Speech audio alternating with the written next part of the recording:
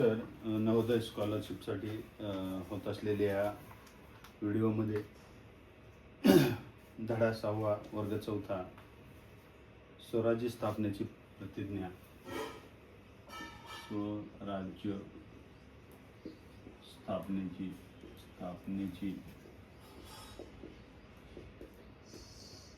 प्रतिज्ञा. तर ही प्रतिज्ञा कोणी घेतली? स्वतः छत्रपती शिवरायांनी ही प्रतिज्ञा घेतली. तर कोणत्या गोष्टी कुठे घडल्या ते आपल्याला या ठिकाणी या व्हिडिओमध्ये पाहायचं आहे आणि त्यामध्ये कसा कसा बदल होत गेला ते देखील आपल्याला या व्हिडिओमध्ये पाहायचं आहे.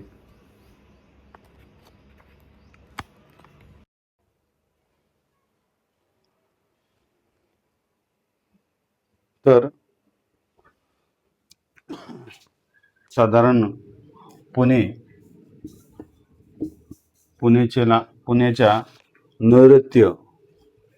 आग्नेय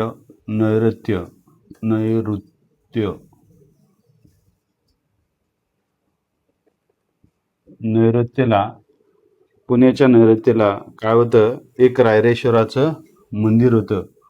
रायरेश्वर मंदिर.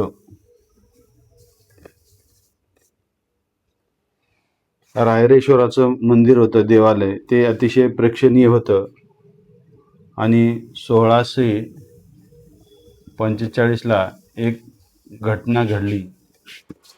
काय घडली? तर शिवराय व आजूबाजूच्या खेड्यातली मुलं या ठिकाणी त्या मंदिरामध्ये जमली आणि त्या किर्र अरण्य झाडाझुडपात रायरेश्वराच्या देवालयात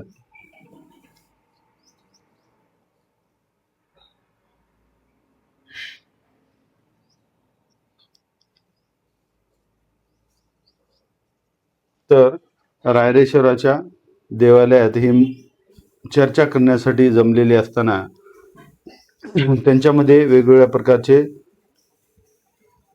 चर्चा होत होती. तर त्या चर्चेमध्ये ते मंदिर कशाचं होतं? या ठिकाणी महादेव मंदिर होतं. त्याला आपण शिव मंदिर म्हणतो. शिव मंदिर. तर महादेवाचं मंदिर होतं आणि बघा त्या ठिकाणी शिवरायांनी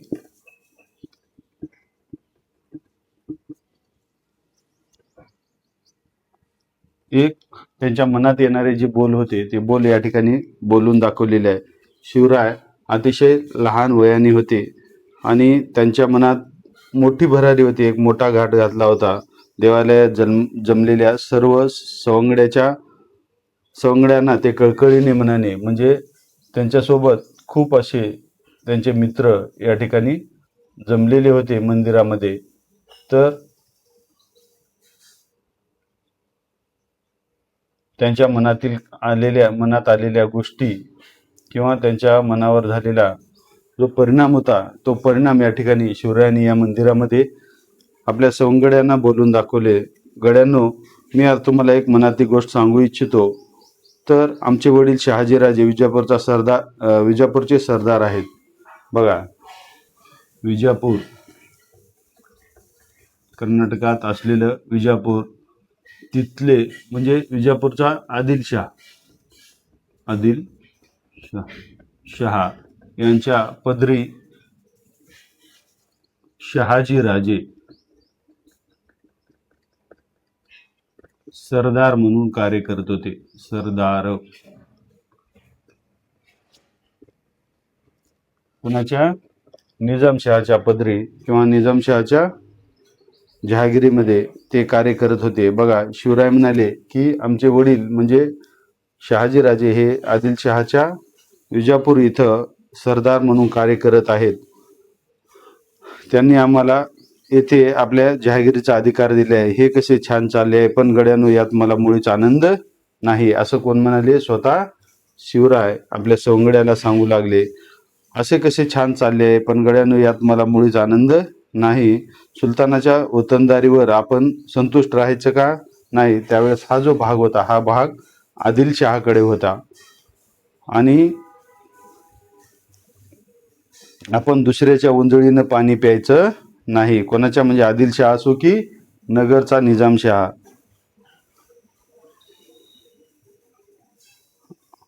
आपल्या चारी बाजूनं परकीय राजवटी आहेत. त्यांची सारखी युद्ध चालू असतात आणि आपण नाहक या ठिकाणी मरतो. आणि कुटुंब, आपले सर्वांचे कुटुंब हे देशोधडीला लागत असतात. आपल्या मुलकाचे धूळदान होते. इतके सोसू नये आपल्या पदरी काय, तर या दोघांचीही गुलामगिरी असते. आपण किती दिवस सहन करायचे आणि किती दिवस दुसऱ्यासाठी खपायचं. आता आपण स्वतःचं काहीतरी करायचं. शिवराय हे आवेशामध्ये बोलत होते. चेहरा त्यांचा रागाने लाल झाला होता. बोलता बोलता सौंगड्याकडे ते स्वतः पाहायचे आणि मावळे पण त्या ठिकाणी शिवरायांच्या बोलण्याने थरावून गेले होते. नवी दृष्टी मिळाली. त्यांच्यापैकी एक जण म्हणा, बोला राजे, काय करायचं आपल्याला? आपला मनोदय आम्हाला सांगा. तुम्ही जे सांगाल ते आम्ही करण्यासाठी का पायावर तयार आहोत? हो राजे, तुम्ही जे सांगाल ते आम्ही करू, असं सर्वांनी म्हणाले. आणि बघा, स्वराज्याची शपथ. मावळ्यांच्या या शब्दांनी शिवरायांना स्फुरण चढले. एकमेकाकडे ते सर्व आनंदाने पाहत म्हणा, गड्यांनो, आपला मार्ग ठरलाय. आपल्या ध्येयासाठी आपण सर्वांनी झटायचं. बघा, शिवरायांनी स्वतः सांगितलं की आपण आपल्या ध्येयासाठी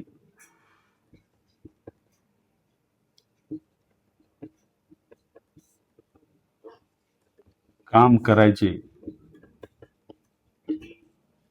कुठं? या मंदिरामध्येच त्यांनी सांगितलं की आपण आपल्या ध्येयासाठी झटायचे, खपायचे, मरायचे.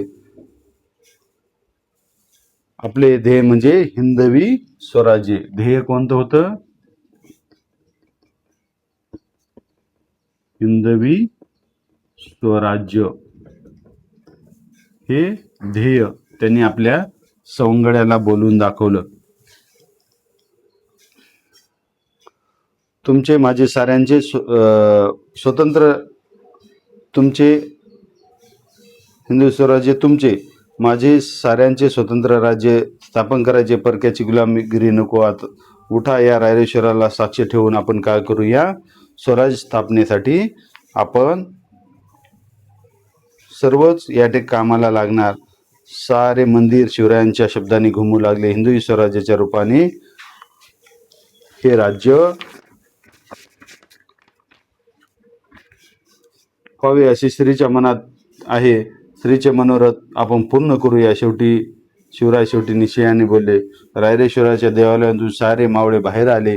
ते स्वराज्याच्या आनाभाका घेऊनच शिवरायांचे मन उचमळून आले. ते पुण्याशी येऊन तळक महालात मातोश्रीकडे गेले. घडलेला प्रसंग त्यांनी जिजाबाईंना सांगितला. त्या माऊलीला धन्य धन्य वाटले. आपण मनी जे बोलले ते बालराजे पूर्ण करणार अशी कोणाला आशा वाटू लागली? जिजाबाईंना आशा वाटू लागली. आता मावळ खोऱ्यातील जमवाजमव.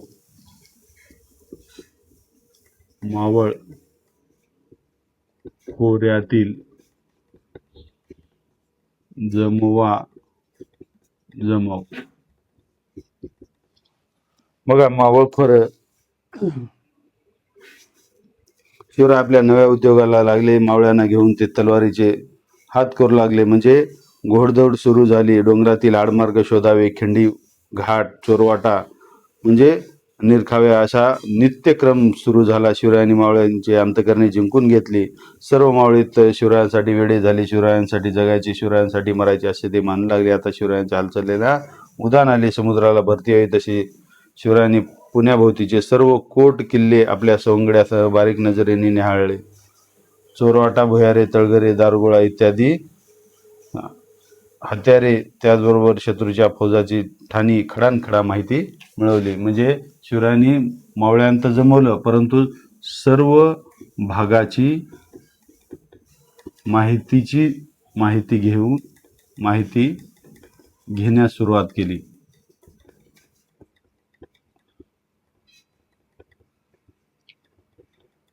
जे लोकांमध्ये मावळ्यामध्ये उत्साह तयार करण्याचं काम या ठिकाणी या मावळ खोऱ्यामध्ये त्यावेळेस केलेलं होतं.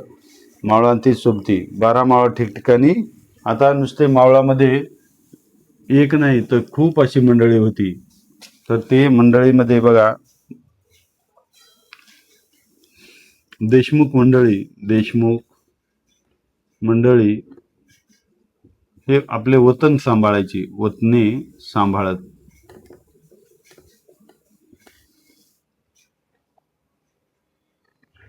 आपल्या वतनाचा त्यांना लोभ होता. वतनाचा लोभ कोणाला होता? तर या देशमुखांना वतनाचा लोभ होता. तर वतनासाठी ते काय करायचे? एकमेकांमध्ये भांडायचे. म्हणजे हे देशमुख आणि ते देशमुख, म्हणजे आपले आपले वतन सांभाळणारे, ते एकमेकांमध्ये काय करायचे? भांडत बसायचे. त्यांच्यामध्ये युद्ध होत असत, खूप असे झगडे होत असत. तर अशा पद्धतीचं कार्य त्यावेळेस चालायचं. त्याला आळा घालायचा हे शिवरायांनी ठरवले. शिवराय देशमुखांच्या गावांना भेटी देत, समजूत काढत, ध्येयाने त्यांना भारून टाकत शिवरायांनी त्यांना गोड शब्दाने आपलेसे केले. पण काही सोबत त्यांना दंडगाई करावं लागली.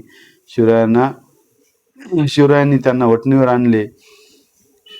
मराठ्याचे आपापसातील झगडे थांबवले. जो तो त्यांना धन्यवाद देऊ लागला. मावळ खोऱ्यातील झुंजाराव मरळ, हैबतराव शिळमकर, बाजी पासलकर, विठ्ठलजी शितोळे, जेदे पायगुडे बांदल त्या देशमुख मंडळी शिवरायांचा शब्द मानू लागली. मावळात स्वराज्याची घोडदौड चालू लागली. आता इथं बघा, मावळामध्ये कोण कोण लोक राहत होते त्याची आपण माहिती घेऊया. मावळामध्ये राहत होते झुंजाराव मरळ, झुंजारराव मरळ, त्याचबरोबर हैबतराव शिळमकर,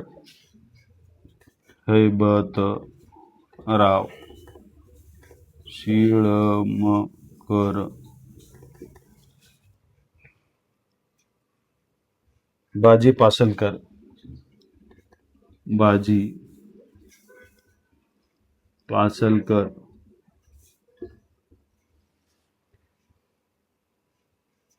विठ्ठलजी शितोळे,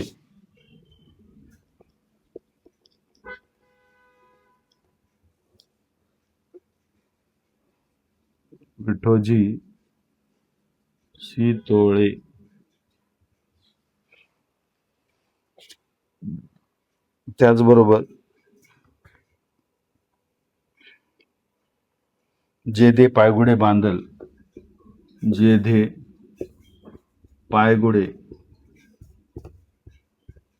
बांदल अशा पद्धतीच्या व्यक्ती त्या ठिकाणी मावळामध्ये राहत होते. आणि या सर्वांना शिवरायांचं कार्य आवडलं आणि त्यामुळं त्यांनी शिवरायांना मदत करण्याचं ठरवलं. तर आपण बघूया, शिवरायांनी लोकांच्या कल्याणासाठी बनवलेली राजमुद्रा. आपण नेहमी पाहण्यामध्ये असते, परंतु त्याचा अर्थ आपल्याला माहिती नसतो. तर तो अर्थ देखील आपण या व्हिडिओमध्ये माहित करून घेऊया.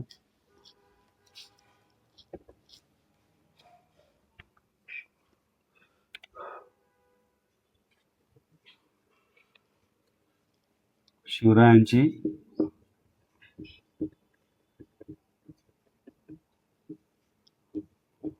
राजमुद्रा.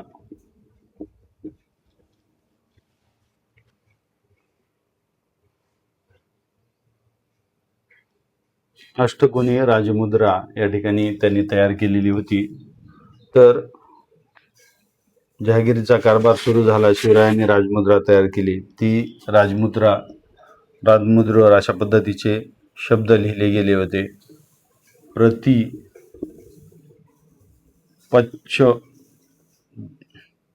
द्रलेखेव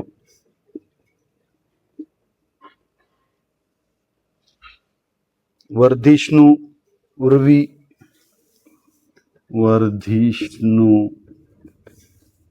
नुर्वी श्व व वंदिता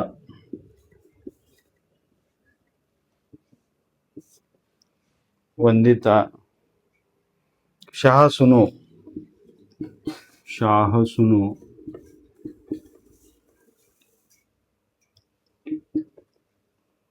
शिवशेषा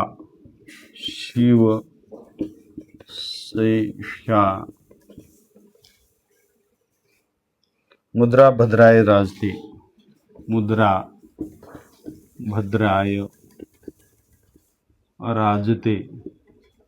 अशा पद्धतीची त्यांनी अष्टकोनी आकारामध्ये छापलेल्या मुद्रेवर लिहिलेले हे शब्द आहेत. तर बघा, याचा अर्थ आपण पाहूया. प्रतिपदेच्या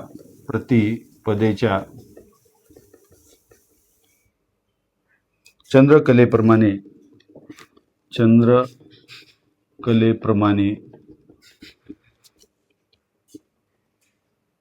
वाढत जाणारी आणि साऱ्या विश्वाला वंद होणारी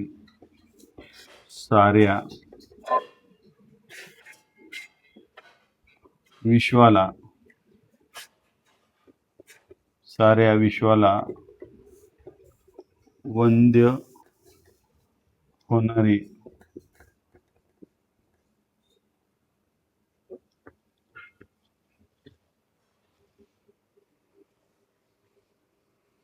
अशी शहाजी राजा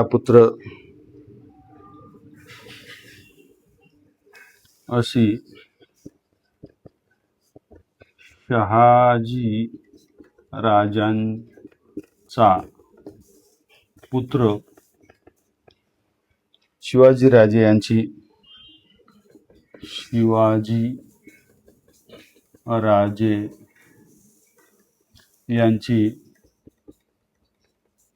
राजमुद्रा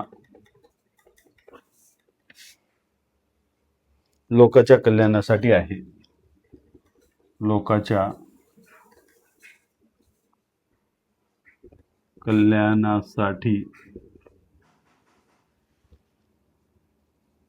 आहे. तर अशा पद्धतीचं अष्टकोनी अशा पद्धती बघा, आकार अशा 8 कोनी राजमुद्रा शिवरायांनी बनवलेली होती. आणि शिवरायांच्या या राजमुद्रेवर कोरलेले हे प्रतिपच्छ द्रव्यलेखे वर्धिष्णुविश्ववंदिता शाह सुनो शिवशेषा मुद्रा भद्राय राजते. तर याचा अर्थ असा की या ठिकाणी प्रतिपदेच्या चंद्रकलाप्रमाणे वाढत जाणारी आणि साऱ्या विश्वाला वंद्य होणारी अशी शहाजी राजांचा पुत्र शिवाजीराजे यांची राजमुद्रा लोकांच्या कल्याणासाठी, म्हणजे लोकांच्या कल्याणासाठी जे कार्य होणार आहे यापुढं, ते या ठिकाणी आपलं जे स्वराज्य होणार आहे ते लोकांच्या कल्याणासाठी होणार आहे असं त्यांनी या राजमुद्रेमध्ये लोकांना सांगितलेलं आहे. तर ती राजमुद्रा स्वराज्य स्थापनेचा संकेतच होती. त्या काळात बहुधा राजमुद्रा या फारसी भाषेत कोरलेल्या होत्या पूर्वीच्या, परंतु शिवरायांनी या ठिकाणी ही मुद्रा कशामध्ये होती? संस्कृत भाषेत होती.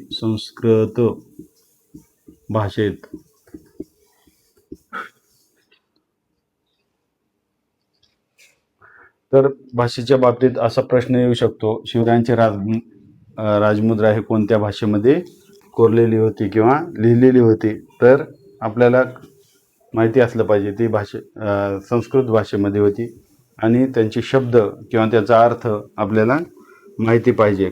कधी आणि कोणत्याही वेळी कुठेही विचारला जाणारा प्रश्न आहे. तर स्वराज्य म्हणजे स्वराज्य हवे तशी स्वभाषा हवी, स्वधर्म हवा, त्याचबरोबर दुसऱ्या धर्माचा द्वेषही नको म्हणून आपला राज्यकारभार करत असताना शिवरायांनी लोककल्याणासाठी सुरू केला, हे साऱ्या मावळ्यांच्या चटकन लक्षात आलेले आहे. तर अशा पद्धतीचा स्वराज्य स्थापनेची प्रतिज्ञा शिवरायांनी घेतली.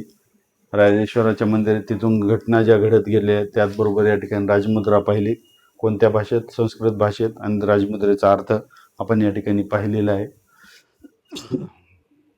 पुढे जाऊया आपण. स्वराज्याचे तोरण बांधले, धडा 7वा.